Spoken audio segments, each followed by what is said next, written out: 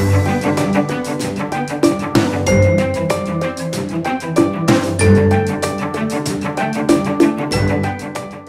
everyone, so it's been some time since I've done a new video. This is actually the first video that I'm filming from India.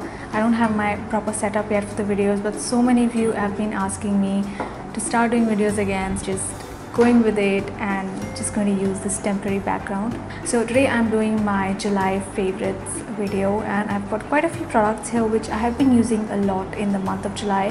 When we arrived in India, we were looking for a house and stuff, so really I didn't really have time to do my makeup properly every day, and most of my stuff was packed up, and I just had this little kit with me in my purse that I had made, and I was pretty much using the same products every day. So I've got some of those products here, and I'm going to start with skincare. Now this is relatively new in my routine. This is from ZA, and it is from the Total Hydration range, which is a new launch. Now this is a gel moisturizer, and it's actually really good because it's really lightweight, doesn't make your skin greasy. Your skin doesn't start sweating the moment you put this on, and it hydrates the skin, takes care of dry patches and things like that, and doesn't make your skin greasy. So this is something that I've been using since the past, I think about 10 days, and I'm really liking this.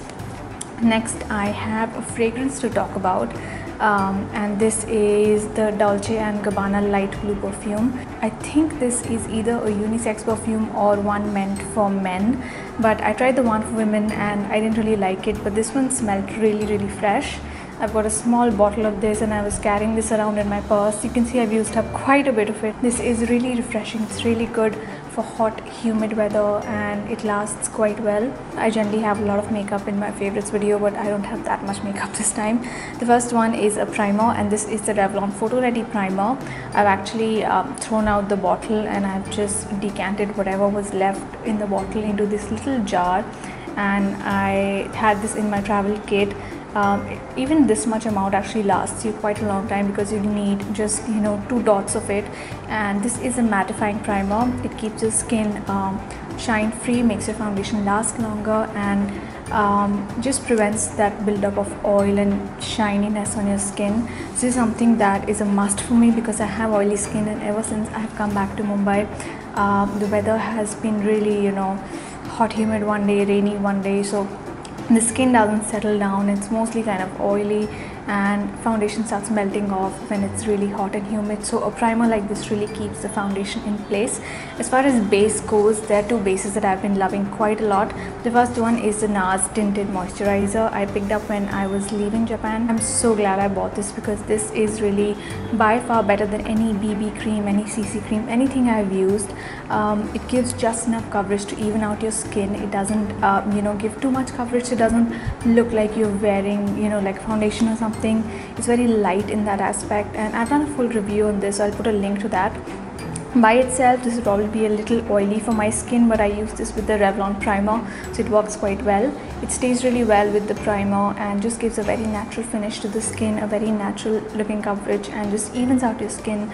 And this is what I've been using pretty much every day till I got this one. This is a new foundation from ZA. It's called the Perfect Fit Liquid Foundation. First thing you'll notice is this very sleek, very travel friendly packaging. This is a water based foundation. Because it's so thin and watery, it's very light on the skin. I found that it stays quite well on my skin, doesn't make my skin very oily. You do need a good powder to set it, because if you have really oily skin like me and you are in a humid place, your skin does tend to get a bit sweaty, a bit oily. So I have tried this without primer and with primer, and with primer it does last a little bit longer, but even without a primer, it's a really good foundation in terms of staying power. The coverage is light to medium. I'm wearing it today. It's not super high coverage, but I would say you can build it up to about medium coverage, and evens out your skin quite nicely. It doesn't cover up blemishes and stuff, but it's really good for everyday wear. It also has SPF, I think, yeah, it has an SPF of 17. Not super high, but if you're not going to be outdoors, it's good enough for being indoors. I really like this foundation. The only problem is the shade. The darkest shade that Zia has is a tiny bit light for me, so it doesn't match my neck properly, and on my face it does sort of adjust to like my skin tone after 10-15 minutes, but initially the moment I dab it on, it just looks a tiny bit light. Apart from that, I really like this foundation. I do love the watery, thin texture kind of foundations that don't give a very cakey look on your skin, and the Shiseido one was a favorite of mine, which I've completely used up.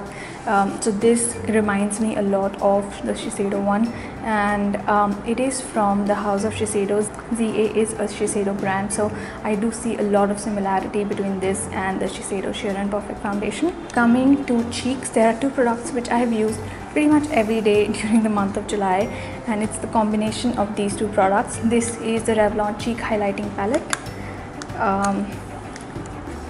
and the shade I have is called Bronze Glow. Now this is very much like the Bobbi Brown shimmer strips. You've got these 5 strips of color here. They all have a bit of shimmer. So what I like to do is I just swirl it together and just apply it all over my cheeks like a bronzer, blush, highlighter all mixed up. It gives a very warm glow to the skin. The shimmer is not really very highly reflective, so it doesn't give like, you know, a high voltage shine to the cheeks. It's just subtle enough to add a nice glow. And then on top of that, I've been using this blush from Chanel. It's a cream to powder blush formula. The shade is called Revelation, and it's a coral pink warm color. So what I would do is I would apply the Revlon Bronze and Glow all over my cheeks, and then just use this on this part. So it would just add a bit of pink glow, just add a more of a healthy flush of color to my cheeks. And because it's a cream to powder formula, it sets to a powder form. It doesn't make your skin oily or greasy. Another favorite of mine this month has been the BeautyBlender. Mine looks a bit dirty because I've just used it to put on my makeup.